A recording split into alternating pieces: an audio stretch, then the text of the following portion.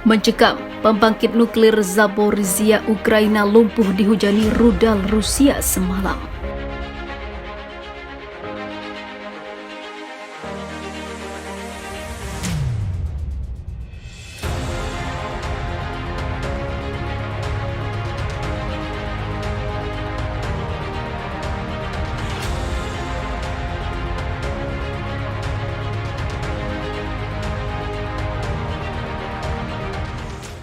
Pembangkit listrik tenaga nuklir Zaporizhia lumpuh setelah rudal Rusia menghujani wilayah di Ukraina dalam semalam.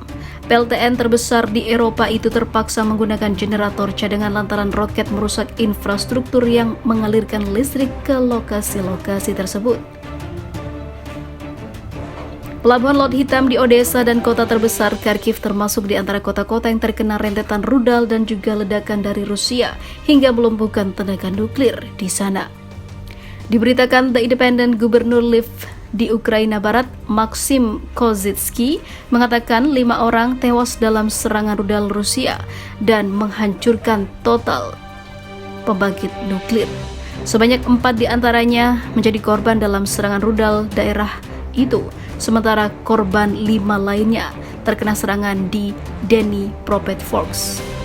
Setelah dihujani rudal Rusia, sirene peringatan serangan udara berbunyi sepanjang malam di seluruh wilayah Ukraina.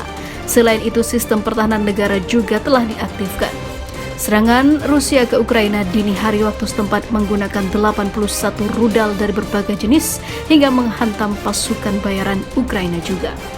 Menurut keterangan pejabat Ukraina, peluncuran dilakukan dari 10 pesawat strategis Tu-95, 7 pesawat jarak jauh Tu-22M3, 8 pesawat tempur Su-35 dan 3 kapal induk kaliber KR di Laut Hitam.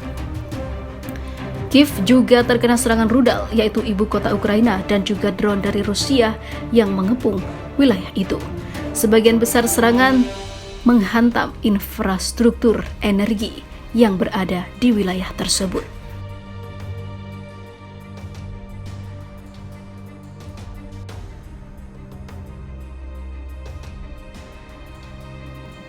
Zelensky akui kalah, akhirnya kami akan serahkan wilayah yang sudah dikuasai Rusia. Ukraina akhirnya menyerah total. Pernyataan mengejutkan datang dari pemimpin Ukraina sebelumnya bersikuku dan terus memperjuangkan kemenangan dan kemerdekaan negaranya. Kini dikabarkan jika Zelensky akhirnya menyerah dan mengakui kalah jika sebenarnya anak buahnya atau tentaranya sebenarnya memang sudah tidak sanggup lagi. Apalagi Barat sudah alot untuk mengirimkan bantuan senjata ke Ukraina sehingga posisi militer dan pasukan Zelensky makin terdesak. Presiden Ukraina Volodymyr Zelensky mengakui jika kekuatan pasukan militernya tidak akan mampu menandingi angkatan bersenjata Federasi Rusia. Selain itu, jumlah personel Ukraina juga kalah telak dalam hal teknologi dan angka persenjataan. Zelensky menyoroti pertempuran yang masih terus berlangsung di Donbas, Oblast Provinsi Donetsk. Ia bahkan mengibaratkan Donbas seperti neraka yang membakar pasukannya. Kami tidak bisa mematahkan keunggulan tentara Rusia dalam artileri dan kekuatan personel. Ini sangat terasa dalam pertempuran terutama di Donbas, kata Zelensky dikutip dari Russia Today. Pisky, Adivka, dan di sudut lainnya hanya neraka di sana. Itu bahkan tidak bisa dijelaskan dengan kata-kata, ujarnya. Sejauh ini, unit militer dari Resimen Senapan Bermotor ke-11 Angkatan Darat Rusia yang didukung pasukan pemberontak Republik Rakyat Donetsk berhasil menguasai separuh kota Pisky. Jika Pisky adalah salah satu kota yang dijadikan benteng raksasa pasukan angkatan bersenjata Ukraina, kata Wakil Komandan Resimen Senapan Bermotor ke-11 Angkatan Darat Rusia, Ilya Yamilov, menyikapi situasi ini. Zelensky kembali menyerukan kepada Amerika Serikat dan negara anggota Pakta Pertahanan Atlantik Utara atau NATO untuk kembali mengirimkan persenjataan ke Ukraina. Salah satunya sudah tentu sistem artileri roket mobilitas tinggi atau HIMARS yang menurut Zelensky sangat efektif untuk membalas serangan militer Rusia. Kata HIMARS hampir menjadi identik dengan kata keadilan untuk negara kami, ucap Zelensky melanjutkan.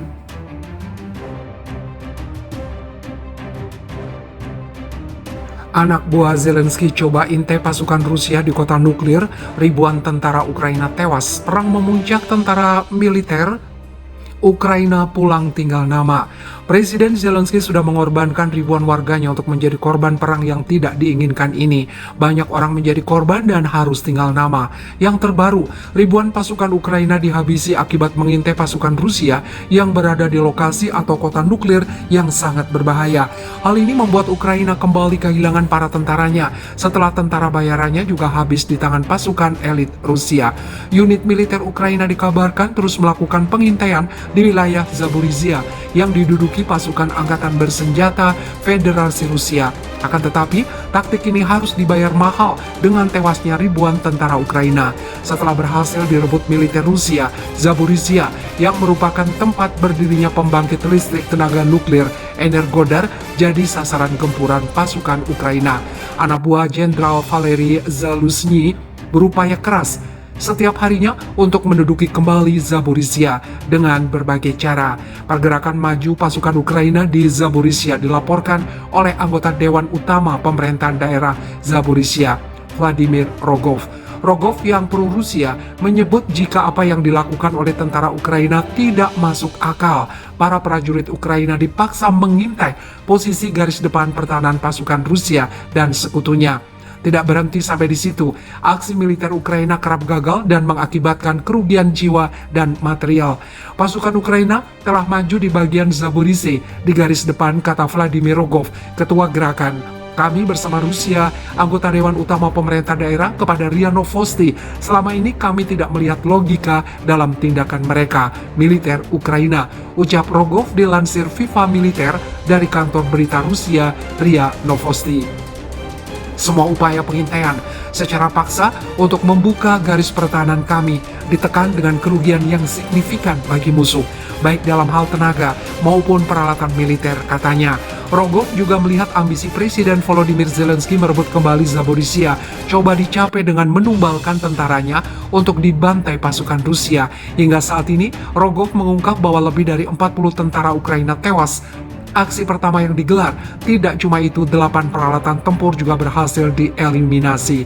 Lebih dari 40 militan dan tampaknya setidaknya 8 peralatan dihancurkan, ujar Rogov dalam wawancara dengan stasiun radio Komsomolskaya Pravda.